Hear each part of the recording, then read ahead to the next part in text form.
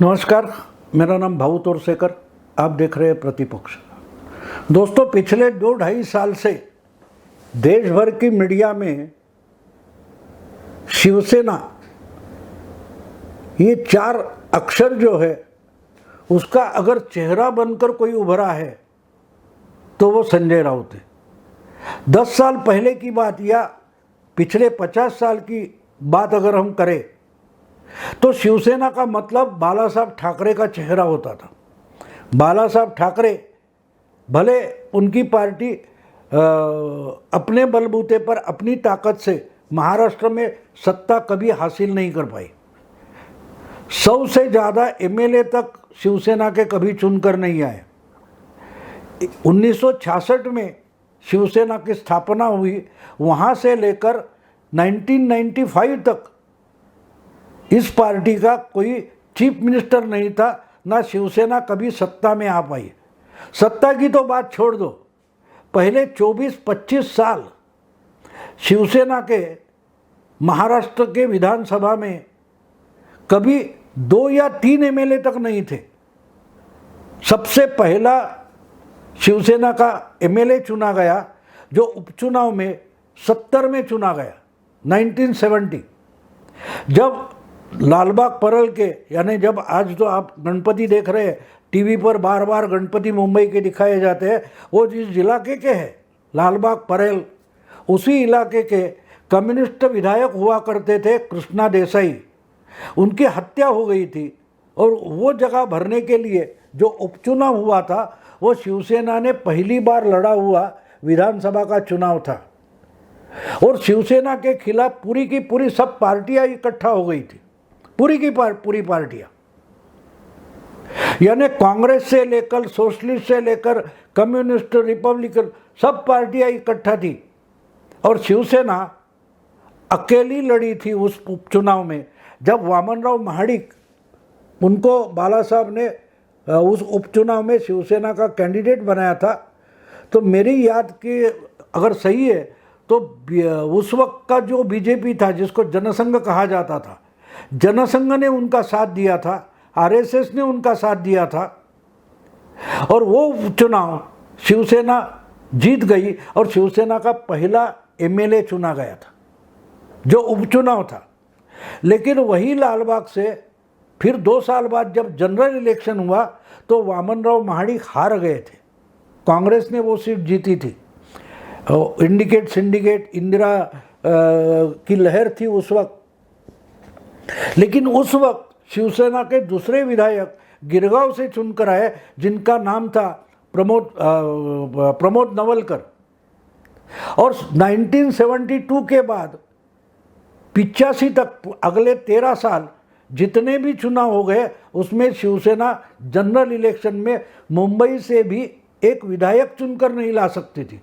यानी 72 में नवलकर जीत कर आए, उसके 13 साल बाद वही लालबाग वगैरह एरिया जो है, जिसको मिल वर्कर्स एरिया मानते हैं, गिरणगांव कहते हैं हम लोग, वहाँ मझगांव से छगन भुजबल ये तीसरा एमएलए चुनकर आया। और उसके 3 साल बाद फिर एक उपचुनाव में रमेश प्रभु ये पारला उपचुनाव से चौथे विधायक बने। यानी 1966 से लेकर 90 तक 24 साल में शिवसेना सिर्फ अलग अलग चुनाव में 4 विधायक विधानसभा भेज पाई। लेकिन फिर भी बाला साहब के नाम का दबदबा था देश में, विदेश में, दुनिया में भी बाला साहब की दखल ली जाती थी। बाला साहब ठाकरे क्या बोलते, हमारा दुश्मन देश पाकिस्तान में भी बाला साहब क्या बोलते इसकी दखल ली जाती थी, क्योंकि उनका आवाज़ ही इतना बड़ा था। उनके पीछे मुंबई थाना, मुंबई का जो आसपास का एमएमआरडीए इलाका बोलते, उसमें बाला साहब के नाम का दबदबा था 90 तक। 90 के बाद शिवसेना महाराष्ट्र की पार्टी बनी। ये मैं इसलिए बोल रहा हूँ कि वहाँ तक हम देखें तो बाला साहब ही शिवसेना का चेहरा थे। पार्टी सिर्फ आप बोल सकते कि मुंबई थाना के लिए सीमित थी, उसके आगे शिवसेना थी नहीं।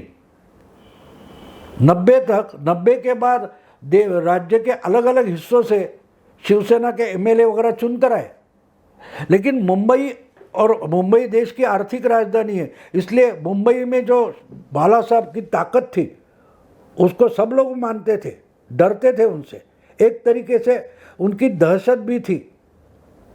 तो शिवसेना का मतलब ही बाला साहब का चेहरा, यही शिवसेना का चेहरा हुआ करता था। लेकिन इसलिए तो आगे चलकर 1990 में 1990 में बीजेपी के साथ जाकर शिवसेना ने पहली बार विधानसभा में 54 विधायक चुनकर आए। महाराष्ट्र के अलग अलग हिस्से से, पूना से आए, कोल्हापुर से आए, कोंकण से आए, मराठवाड़ा, उत्तर महाराष्ट्र हो या विदर्भ हो, अलग अलग हिस्से में शिवसेना फैल गई 86 के बाद। और 90 में उसका रिजल्ट लोगों ने देखा, तो फिर भी बीजेपी को साथ लेकर वो लड़े थे। और 1995 में तो शिवसेना का चीफ मिनिस्टर बन गया, यानी 29 साल बाद शिवसेना का चीफ मिनिस्टर बना। लेकिन वहाँ उसके बाद आहिस्ते आहिस्ते 2000 आने के पास उन्होंने अपना वारिस बनकर अपने बेटे को, उद्धव को आगे किया था। लेकिन 2012 में 10 साल पहले बाला साहब का देहांत होने तक शिवसेना का मतलब बाला साहब ठाकरे होते थे, उद्धव भी नहीं होते थे। बाला साहब बीमार होते थे, जाहिर प्रोग्राम में नहीं जाते थे, बहुत सारा दौरा वगैरह नहीं करते थे, घूमते नहीं थे, फिर भी बाला साहब इस नाम की ताकत थी। और बाला साहब ही शिवसेना का चेहरा था। कहीं भी शिवसेना का रेफरेंस निकले तो आपके सामने चेहरा आता था बाला साहब का। लेकिन ये सब बातें उनके देहांत के बाद और मोदी लहर आने के बाद आहिस्ते आहिस्ते बदल गया। उसके बाद कुछ सालों के लिए, 2-3-4 सालों के लिए हम बोल सकते हैं कि उद्धव ठाकरे शिवसेना का चेहरा बनने की कोशिश कर रहे थे। लेकिन खुद उद्धव ठाकरे 2019 के बाद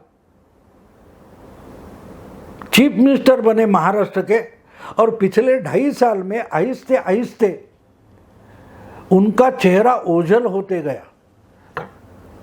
महाराष्ट्र के चीफ मिनिस्टर बने, लेकिन शिवसेना का मतलब उद्धव ठाकरे ऐसा कभी नहीं हुआ। शिवसेना का मतलब या शिवसेना का चेहरा संजय राउत बनते गए। पिछले 2.5-3 साल में संजय राउत जो शिवसेना का मुखपत्र है उसका, वो 30 साल से संपादक थे। लेकिन जिस ढंग से वो राज्यसभा के मेंबर बने, उसके बाद जो राजनीति करते आए या जो अपनी तरीके से गठबंधन बनाना, गठबंधन तोड़ना, उसमें मीडिया के सामने बार बार आना, मीडिया के सामने शिवसेना की भूमिका या पॉलिसीज पेश करना या किसी पर अटैक करना, उस पर उनकी निंदा वगैरह करना, इससे संजय राउत मीडिया में इतने छा गए कि मानो शिवसेना का मतलब संजय राउत ही शिवसेना का चेहरा बन गए। अब देखिए, जब संजय राउत शिवसेना का चेहरा बन गए थे, वो चेहरा पिछले कम से कम 1 महीने से गायब है। 1 महीने से संजय राउत मीडिया का जो पर्दा होता है टीवी चैनल का, उस पर से गायब है। और वहाँ से गायब है तो प्रिंट मीडिया से भी गायब हो गए, क्योंकि उनको 1 अगस्त को उनको इन्फोर्समेंट डायरेक्टोरेट ईडी ने कुछ एक धपले में या घोटाले में अरेस्ट किया है। उनको जमानत तक नहीं मिली है। मुंबई में गोरेगांव, वेस्टर्न सबब जिसको बोलते हैं, पश्चिम उपनगर, वहाँ एक क्या बोलते हैं उसको, गोरेगांव करके जो इलाका है, वहाँ एक रीडेवलपमेंट का प्लान था और बड़ा प्रोजेक्ट था। उसमें 1000 करोड़ से भी ज़्यादा बड़ा घोटाला हो गया है और उसमें संजय राउत को आरोपी बनाया गया। तो उनको वो हिसाब मांगा गया, वो दे नहीं पाए या कुछ हुआ है, तो उन पर कुछ करोड़ रुपए का घोटाला करने का आरोप रखते हुए ईडी ने उनको जांच के लिए बुलाया था। उनके घर में छापेमारी हो गई और आखिर में 1 अगस्त को उनको गिरफ्तार किया गया। 8 दिन वो ईडी के कस्टडी में थे और 8 दिन के बाद उनको जुडिशियल कस्टडी में भेजा गया। अब तक 2 बार उनकी कस्टडी बढ़ाई गई है। उनको मेरा ख्याल है 8 अगस्त को उनको ये हुआ था, जुडिशियल कस्टडी में भेजा गया था। उसके बाद 22 अगस्त को वो कस्टडी ख़त्म हो गई तो फिर उनकी कस्टडी बढ़ाई गई। 5 सितंबर तक वो कस्टडी बढ़ाई थी और 5 सितंबर को फिर से उनको पेश किया गया कोर्ट में और फिर से 5 अगस्त को उनको और 14 दिन की कस्टडी बढ़ाई गई। तो मेरा ख्याल है 19 सितंबर तक अब उनको जेल में रहना चाहिए या जुडिशियल कस्टडी में रहना सख्ती का हो गया। लेकिन इस 1 महीने से ज़्यादा हो गया, ये शिवसेना का चेहरा गायब हो गया मीडिया से और मीडिया को पता नहीं चल रहा है कि हम शिवसेना को अगर पेश करें तो कैसे पेश करें, क्योंकि उद्धव ठाकरे तो रोज़ मीडिया के सामने आते नहीं। बीच बीच में उनके बेटे जो मिनिस्टर भी थे, पहले कुछ 2 महीने पहले मिनिस्टर थे, वो भी रोज़ रोज़ तो मीडिया के सामने आते नहीं या प्रेस कॉन्फ्रेंस करते नहीं। तो शिवसेना का चेहरा बनाकर किसको पेश किया जाए? तो मानो शिवसेना आजकल मीडिया में फेसलेस हो गई है। कभी जो लोकसभा के एमपी है दक्षिण मुंबई के अरविंद सावंत बोलते हैं, कभी जो एमएलसी है मनीषा कायंदे बोलती है, कभी और कोई बोलता है, सुषमा अंधारे या पूर्व महापौर जो है मेयर किशोरी पेडनेकर बोलते हैं। लेकिन शिवसेना का एक चेहरा संजय राउत, शिवसेना एक चेहरा बन गए थे, वो चेहरा मानो मीडिया से ओझल हो गया, इस दुनिया से मानो ओझल हो गया। तो इसमें ये सब कहने की ज़रूरत इसलिए आ गई कि आज शिवसेना को संजय राउत की जितनी ज़रूरत है, शायद संजय राउत को शिवसेना की उतनी ज़रूरत नहीं है। क्यों? क्योंकि शिवसेना का मतलब संजय राउत बन गया। 2.5 साल में उद्धव ठाकरे चीफ मिनिस्टर बने थे, लेकिन उनका सबसे बड़ा नुकसान अगर कुछ हो गया है तो वो खुद शिवसेना का चेहरा नहीं बन पाए और संजय राउत ने उनकी जगह अपना चेहरा मानो चिपका दिया है और संजय राउत जेल में जाकर फंस गए तो शिवसेना का चेहरा ही मीडिया से ओझल हो गया। तो मुझे एक समझ में नहीं आता कि संजय राउत के वकील जो है वो जुडिशियल कस्टडी में अपना पक्षकार पड़ा है, उसको छुड़वाने की कोशिश क्यों नहीं कर रहे?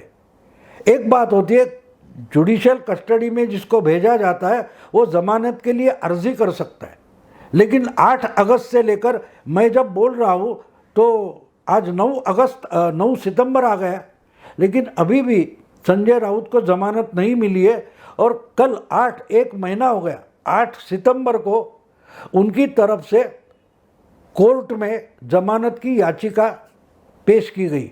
यानी 1 महीने संजय राउत ने भी जो कुछ हो रहा है वो देखते रहे, लेकिन अपनी तरफ से कोई भी कोशिश नहीं की बाहर निकलने की। अब जो की गई है तो कोर्ट ने बोला है ठीक है, हम ईडी की बात सुनेंगे, उनकी साइड भी सुनेंगे और उसके लिए ईडी को कहा है कि भाई तुम इनको छोड़ना या नहीं, आप भी अपनी साइड बता दो। तो उसमें शायद 19 सितंबर तक टाइम निकल जाएगा। लेकिन कहने की बात यह दोस्तों कि जो संजय राउत रोज के रोज एक बीजेपी वाले को जेल में भेज देंगे, जो किरीट सोमैया है वो क्या बोलते बाप और बेटे, किरीट सोमैया और उनके बेटे जो है वो किसी घोटाले में जेल में जाएंगे, वो बात करते थे। बीजेपी के 3 या 4 लोग जेल में जाएंगे, ऐसी धमकियां जो संजय राउत दे रहे थे वो खुद जेल जा चुके हैं, फिर भी बाहर निकलने की कोशिश क्यों नहीं कर रहे? कोशिश का मतलब ये है कि 28 दिन की जुडिशियल कस्टडी होने के बावजूद इन्होंने जमानत की अर्जी क्यों नहीं की? जब जुडिशियल कस्टडी मिल जाती है उसका मतलब आप जमानत मांगने के लिए पात्र हो जाते। जुडिशियल कस्टडी का मतलब ये होता है कि जिस अथॉरिटी ने आपको गिरफ्तार किया है वो कहते हैं कि हमारे कब्जे में इनको रखने की अभी ज़रूरत नहीं, उनसे जितनी चाहिए थी वो जांच पड़ताल हमने कर लिए, सवाल पूछ लिए और कोई पूछना नहीं है। तो उसके बाद जेल में क्यों रखना? तो अगर जेल में रखने की ज़रूरत नहीं तो मुझे जमानत दो, ये आरोपी बोल सकता है। लेकिन संजय राउत क्यों नहीं बोल रहे? एक 28 अभी तो गया है उनकी जमानत की अर्जी। सवाल यह है कि 2 बार जब जुडिशियल कस्टडी का डिसीजन हो गया तो उसके बाद संजय राउत के वकील कुछ भी क्यों नहीं कर रहे, कोई प्रयास क्यों नहीं कर रहे? और अगर संजय राउत नहीं कर रहे तो शिवसेना की तरफ से कुछ प्रयास क्यों नहीं हो रहे? कुछ तो गड़बड़ मालूम होती है। देखिए, इनके पहले उनकी साइड के मान सकते हैं, ऐसे एनसीपी के 2 बड़े नेता जेल में, अनिल देशमुख 10 महीने से 6-7 महीने से नवाब मलिक है, और उन्होंने बार बार जमानत के लिए कोशिश की है।